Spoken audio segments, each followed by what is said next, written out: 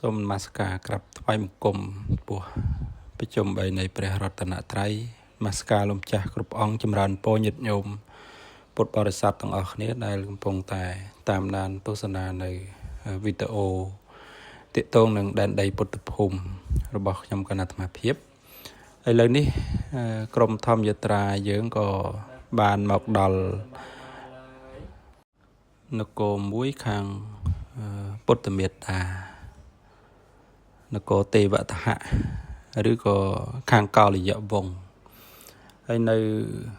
ក្នុងសកម្មភាពដែលញាតិញោមពងតែទស្សនាឃើញនេះគឺជាបច្ចេកដីដែលជាទីកន្លែងតម្កល់ព្រះបរមធាតុពីរនាលរបស់ព្រះសម្មាសម្ពុទ្ធបន្ទាប់ពីព្រះអង្គបរិនិព្វានហើយបានបូជាសរីរៈសពរបស់ព្រះអង្គនៅក្រុងកុសិនារានៅមង្គតពន្ធនចេតិយហើយក៏មានការចែកប្រធានទៅតាមនគរផ្សេងហើយនៅខាងនគរទេវតហៈនៅខាងរាមគ្រាមនេះក៏ទទួលបានប្រធានពីរនាលពីតូនព្រាហ្មណ៍មកតម្កល់ទុកនៅក្នុងទីបច្ចេកដីនៅខាងមុខញាតិញោមនេះផងដែរដែលដីទួលហ្នឹងញាតិញោមក៏កន្លែង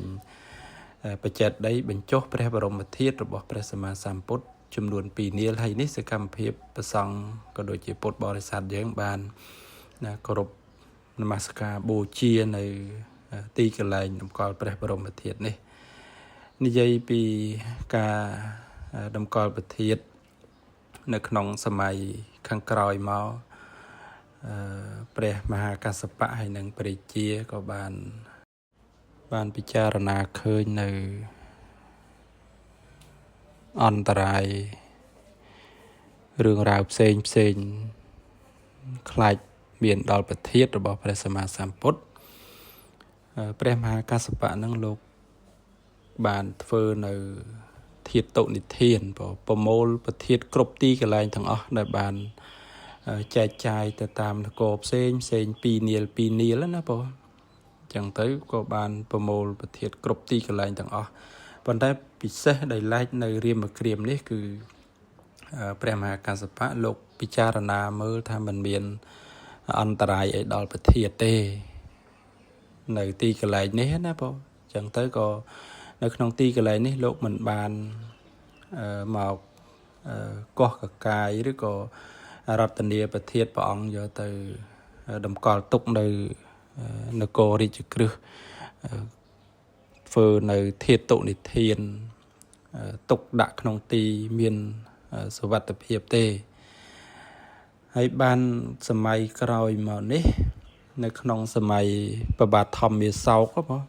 ដែលបានកសាងបច្ចេកដី 84,000 បច្ចេកដីហើយក៏ជាបុគ្គលដែលមានឧបការៈគុណជ្រះថ្លាក្នុងពុទ្ធសាសនាដ៏ធំធេងរួមជាមួយនឹងព្រះមហាថេរៈគឺព្រះមោគលីពុត្តទេសថេរៈបានដើម្បីដល់រោប្រធានដែលបានកសាងបច្ចេកដីហើយដោយសេចក្តីជ្រះថ្លារបស់ព្រះបាទធម្មមាសោកនឹងដើម្បីយករតនីប្រធាននឹងទៅតម្កល់ទុកក្នុងបច្ចេកដីដែលបានកសាងនឹងហើយព្រះបាទធម្មមាសោកនឹងលោកមានបំណងអញ្ចឹងបងហើយព្រះមហាថេរៈមោគលីពុត្តទេសថេរៈនឹងក៏លោកទទួលរាប់ហើយដល់រគ្រប់ទីកន្លែងនៅកុសិនារាក៏រហើយបានមករនៅរាមគ្រាមនេះបងមករនៅរាមគ្រាមនេះក៏មកដល់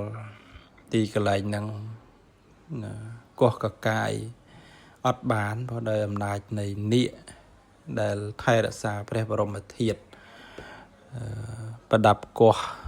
ដីកោះអីនៅទីកន្លែងហ្នឹងគឺកាប់កោះទៅគឺដោយអំណាចឫទ្ធិរបស់នាគធ្វើឲ្យប្រដាប់ជីកប្រដាប់កោះហ្នឹងបាក់មុខមូមុខខ្ទេចខ្ទីអស់ញាតិញោមបងខ្ទេចខ្ទីអស់បងហើយប្រធានតាមប្រវត្តិនៅរាមគ្រាមនេះញាតិញោមគឺខាងក្រោយមកក៏បានបាក់បច្ចេកដីហ្នឹងហូរតាមទឹកទៅពពួកនាគយកទៅ ធ្វើសក្ការៈបូជានៅឋានរបស់ខ្លួនណាបងហើយបានក្រោយមកក៏មានសាមណេរមួយអង្គមករតនីយកទៅតម្កល់នៅកោះស្រីលង្កានៅសវណ្ណមាលកៈចេតិយនៅក្នុងសម័យបច្ចុប្បន្ននេះបងណាអនុមោទនា